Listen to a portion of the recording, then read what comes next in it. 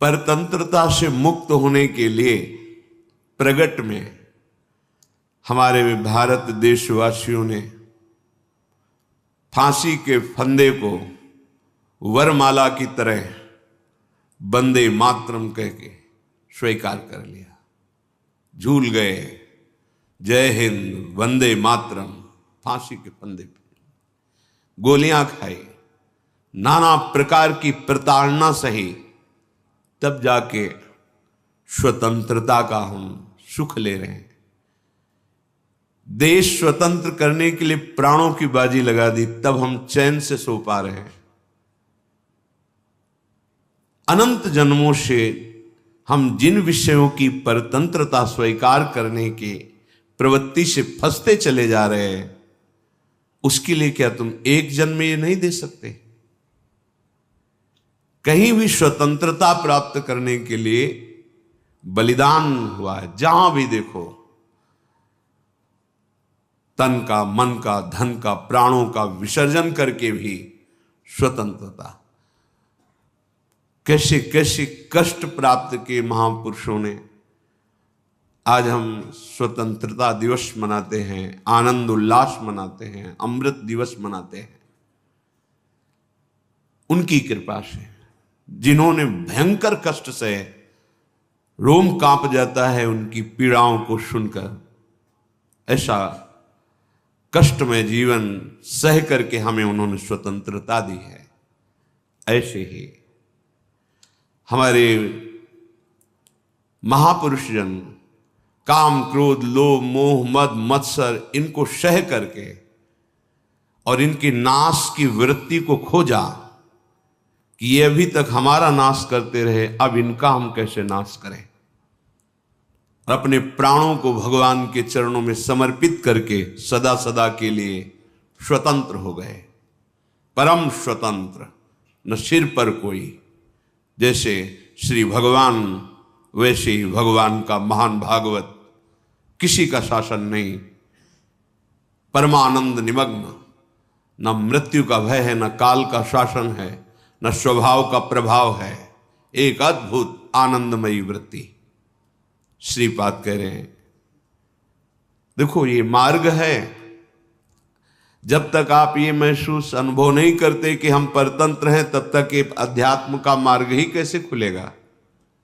आप स्वतंत्रता चाहेंगे नहीं और उसी परतंत्रता को सुख समझेंगे तो आप परमार्थ में चल ही नहीं सकते। देखो ना आप कितने परतंत्र हो। एक छोटा सा विषय शास्त्र और गुरु, भगवान, समाज, सबकी अवहेलना करके वो असत आचरण करा देता है। जीवन भर जेल भोगनी पड़ती है, या वैदिक सिद्धांत के अनुसार नाना प्रकार के नारकी दंड उसको प्राप्त होते हैं। ये आपको परतंत्रता नहीं दिखाई दे रही। आप अविनाशी स्वरूप हो करके भयानक मृत्यु के भय से भयभीत रहते हैं। आप आनंद समुद्र के सुख राशि अंश होते हुए भी जहां सुखाभास है, सुख नहीं है, ऐसे भोगों के लिए प्राणों की भी परवाह नहीं करते। आप परतंत्रता को देख पा रहे हैं अंदर से। आप महान के महान अंश हैं और आपकी दशा क्या हो रही है। इस परतंत्रता को हटाने के लिए ही ये हमारा मानव देह, ये साधु समागम, ये शास्त्र ज्ञान समर्थ है। बस आप स्वीकार कीजिए कि आप इस परतंत्रता से मुक्त होना चाहते हैं। मुमुक्षता, अब मुझे परतंत्र नहीं रहना काम के, क्रोध के, लोभ के, मोह के, मद के, मत्सर के, द्वेष के, ईर्ष्या के। जब जैसा चाहते हैं वैसा मुझे ये क्लेश देते हैं, परास्त करते हैं। अब नहीं, अब लो नशानी, अब ना नशे हो, अब ऐसा नहीं होने देंगे। अभी बात बन जाए। जब आप दृढ़ता पूर्वक मृत्यु को वरण कर लेते हैं तो आप कहीं भी कभी भी भयभीत नहीं होंगे और आप विजय प्राप्त करेंगे। आपका भय ही आपको परास्त कर रहा है। जागिए, इस भय की, मोह की फांसी से मुक्त होइए। ये बहुत सुंदर अवसर है। सच्ची मानिए, ये कोई प्रवचन नहीं है। जिस दिन आपके हृदय में अचाह स्थिति जागृत हो जाएगी, कोई चाह नहीं। वो सुख ब्रह्मा जी को भी नहीं जो महाभागवतों को प्राप्त होता है। तभी तो कहते सुरपति नरपति लोकपति जिनके भावे घास, रहे परम आनंद में तज सबही की आस। अचाह स्थिति, ये चाह शरीर को मैं मानने से है, कभी नहीं छूटेगी जब तक शरीर को मैं मानोगे। इंद्रिय और मन प्रकृति की तरफ आकर्षित होकर भोगों में लगे ही रहेंगे, और जब प्रियालाल को अपना मान लोगे तो चाह कभी नहीं रह जाएगी। सिद्धांत है, जब तक शरीर को अपना मैं मानोगे अचाह नहीं हो सकते। प्रियालाल को अपना मानकर तन्मय हो गए तो चाह नहीं रहेगी। निज सुख बिन मन होई कि थीरा, निज सुख है प्रिया प्रीतम। प्रभु जब ये आनंद का अनुभव होगा तो चाह रह ही नहीं जाएगी। जब भगवदानंद की स्फूर्ति होती है हृदय में तो रमा विलास राम अनुरागी तजत बमन जिम जन बड़ भागी। जैसे कोई उल्टी नहीं खाता, बमन नहीं खाता, ऐसे घृणा हो जाती है ब्रह्मादिक के भोग सब विषम लागता है। मानिए ये केवल कथा ही नहीं है, ये स्थिति है। आपको ही ये स्थिति प्राप्त करना है, आपके लिए ही है। ऐसा विचार मत कीजिए मैं गृहस्थ हूं, मैं विषयी हूं, मैं कैसा भी हूं, प्रियालाल का हूं, पहले स्वीकार करो ना। ये सत्य है, त्रिकाल सत्य है। ममैवांशो जीवलोके जीवभूता सनातना। ऐ सनातन भगवदंश स्वीकार कर, तू पहले प्रभु का है। ये तो भूल से हमारी स्वीकृति हुई कि मैं पुरुष हूं, मैं स्त्री हूं, ये भूल है। ममैवांशो जगत गुरु भगवान श्री कृष्ण कह रहे हैं, तो आप स्वीकार करो। इसी स्वीकृति से महान बल प्राप्त होगा। हमारा जो आत्मबल क्षीण हुआ है गलत स्वीकृति से, हमारा आत्मबल प्रकाशित हो जाएगा सत्य स्वीकृति से। हम प्रियालाल के हैं। श्रीपाद कह रहे हैं बीभत्सम वपुरेद तत्र पतिताश्चेष्टा समस्तापि। एक गंदे विषय जिनमें तुम अपने जीवन को नष्ट कर रहे हो। अलम विषय वार्तया नरक कोटि बीभत्सया। बीभत्सम वपुरेद, ये तुम शरीर के जो भोग भोग रहे हो, बुद्धि मलिन हो गई, इसलिए इसमें सुख लग रहा है। महापुरुष जन करे, एक नहीं सब जितने महापुरुष भक्ति ज्ञान योग की उत्तम भूमिका पर पहुंचे, उन्होंने अनुभव किया। हमारी दृष्टि माया की त्रिगुणात्मिका आकर्षणमयी वृत्ति में ऐसी मलिन हो गई है कि देखते हुए भी नहीं दिखाई दे रहा। नयन अछत दिखत नहीं यह माया कर रूप। नेत्र हैं पर दिखाई नहीं दे रहा, सही नहीं दिखाई दे रहा। रस्सी का सांप समझे हुए भयभीत हो रहे हैं। मृग तृष्णा में प्यास बुझाना चाहते हैं जहां एक बूंद पानी नहीं है। बड़ी कृपा हुई है कि हमें सतमार्ग में चलने की प्रेरणा मिल रही है, सतमार्ग में चलने का उत्साह मिल रहा है। हमें पता चल रहा है कि सतमार्ग क्या है। अब सावधान हो जाओ। बीभत्सम, ये बड़े घृणास्पद हैं। बहुत बहुत जन्म हो गए इन्हीं को भोगते हुए। पशु पक्षी कीट पतंगा सब जीव इसी में लगा हुआ है। सबको नींद आती है, सबको मैथुन सुख की लालसा है, सब भोजन करते हैं, सब निद्रा भय आहार मैथुन सबके सम। ये सबके मानव देह इन पर शासन करके सच्चिदानंद स्वरूप में स्थित होने के लिए मिला। मान लीजिए प्रार्थना, ये पानी का बुलबुला फूटेगा आज नहीं तो कल। अंजुली को कितना भी कस के पकड़ के रखो, उसमें जल भर लो, नहीं टिकेगा। ऐसे ही तुम्हारी आयु प्रतिपल नष्ट हो रही, तुम्हें पता नहीं। शरीर छूटते ही तुम्हारे कर्मानुसार दंड मिलेगा या स्वर्गिक सुख मिलेंगे, फिर नई योनि, फिर भटकना। अब ऐसा कर लो कि भटकना मिट जाए।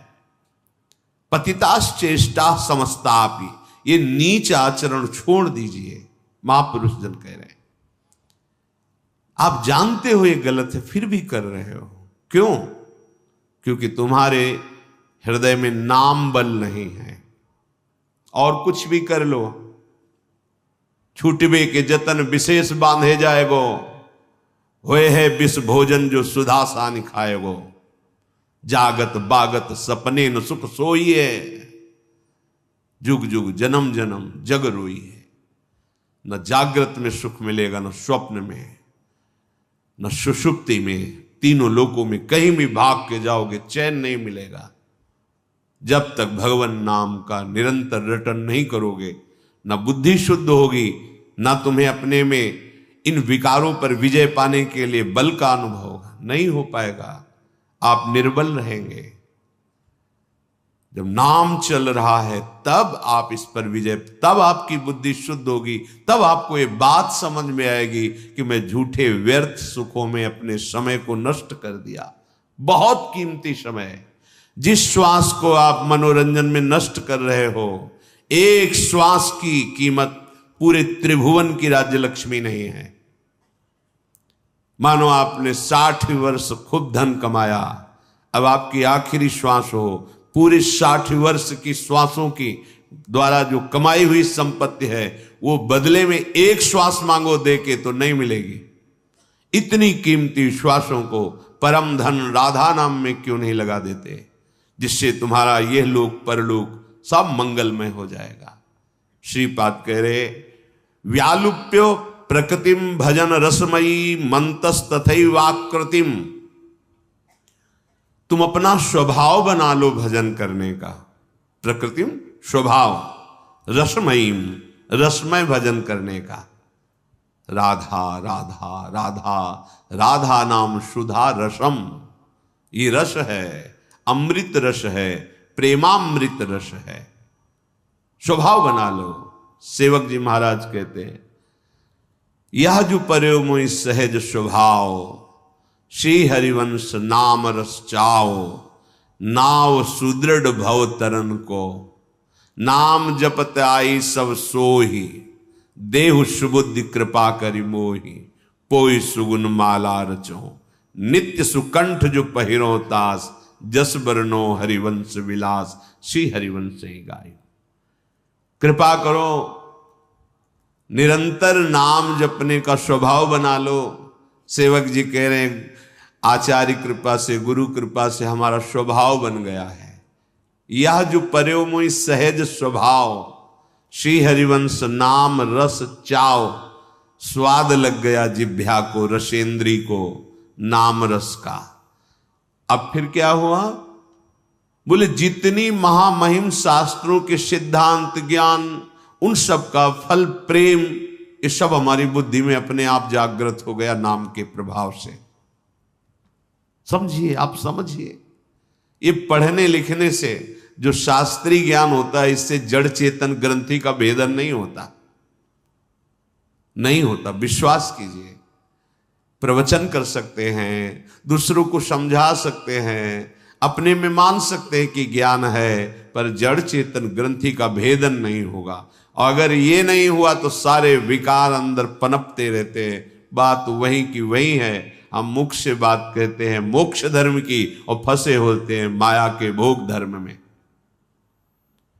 केवल वाणी से शास्त्र ज्ञान उच्चारण करने से काल पर विजय नहीं प्राप्त की जा सकती। इसके लिए निरंतर नाम मान लीजिए, प्रार्थना मान लीजिए, कुछ जानने की और जरूरत नहीं। हृदय की बात कह रहा हूं, महापुरुषों की बात कह रहा हूं। श्वास श्वास यदि नाम रट रहे तो दुविधा नहीं है, निश्चित आपको परम पद की प्राप्ति होगी। नाम श्वास दो बिलक चलत है, इनको भेद न मुंह को भावे, श्वास ही नाम नाम ही श्वासा, नाम श्वास को भेद मिटावे। ये जीवन मिला है इस परमानंद की प्राप्ति के लिए। प्रकृतिम रसमयीम, तुम्हारा स्वभाव बन जाए रसमय भजन करने का। आप जैसा अभ्यास करते हैं वैसा ही आपका स्वभाव बन जाता है। ऐसा नहीं कि स्वभाव नहीं बदलेगा, ये परिवर्तनशील है, क्यों नहीं बदलेगा। आप बदलना नहीं चाहते, आपका भागवतिक स्वभाव हो जाएगा, एक रस स्थिति आ जाएगी।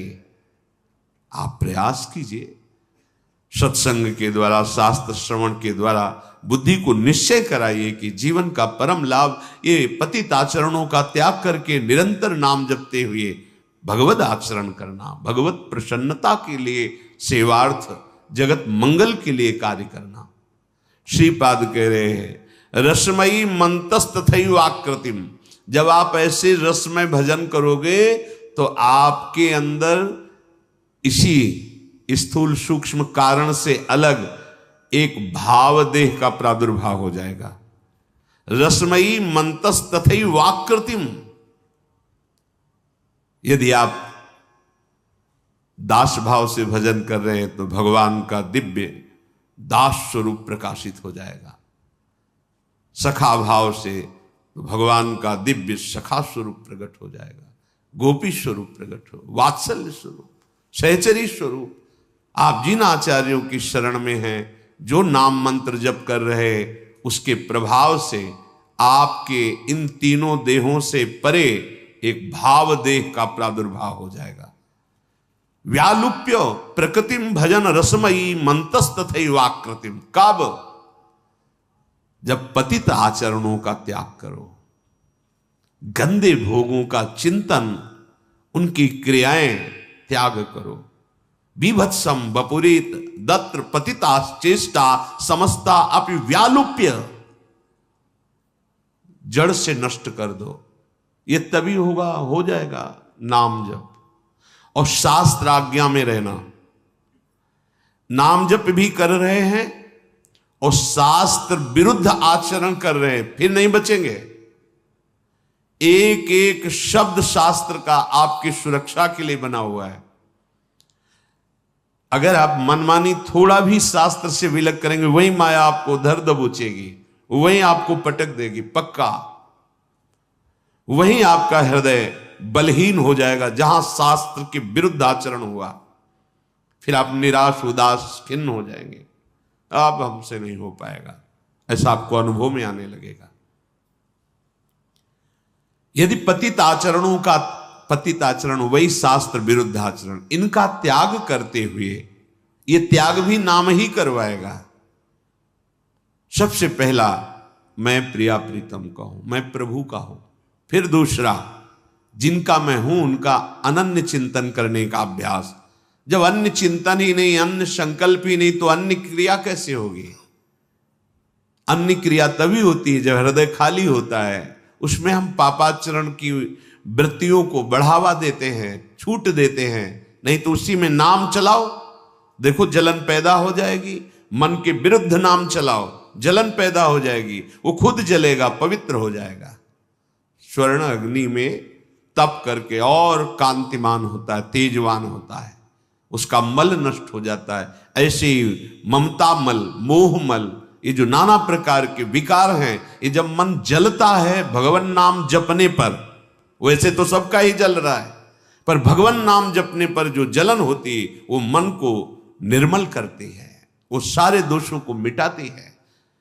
जहां आपका नाम निरंतर चला, रसमयी वृत्ति प्रकट हुई, तो भाव देह का प्रादुर्भाव। रसमयी मंतस तथैव आकृतिम, फिर जिस भाव के हो, आराध्य देव के समीप उनका धाम, उनके परिकर, उनकी सुख सामग्री, ये सब आपको दिखाई देने लगेगी।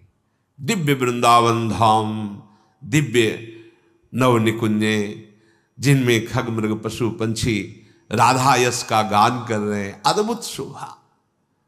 वहां आप अपने को देखेंगे। शरीर ये कहीं भी रहे,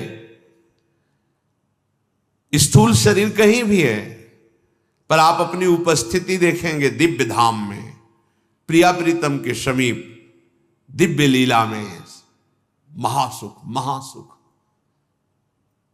पूज्य राधा बाबा भाई जी महाराज, शरीर तो गीता वाटिका में है, प्रगट शरीर, और भाव देश से निरंतर वृंदावन की कुंज निकुंजों में स्वामिनी की परिचर्या में है, प्रिया प्रीतम के सुख में निमग्न है। शरीर कहीं भी हो, पर ऐसी स्थिति प्राप्त करने के लिए तन ही राख सत्संग में, तब मन ही प्रेम रस भयो। अगर हमारा तन कुसंग में रहेगा तो मन कहां से सत्य वस्तु का चिंतन करेगा। सत्य वस्तु का चिंतन करने के लिए सत्संग चाहिए। तन ही राख सत्संग में, आपके आचरण सत होने चाहिए। आप जिनसे मिलते हैं, जिस परिकर में रहते हैं, सत वातावरण होना चाहिए। असत चेष्टाएं, असत भावनाएं, मन असत में ही डूबेगा।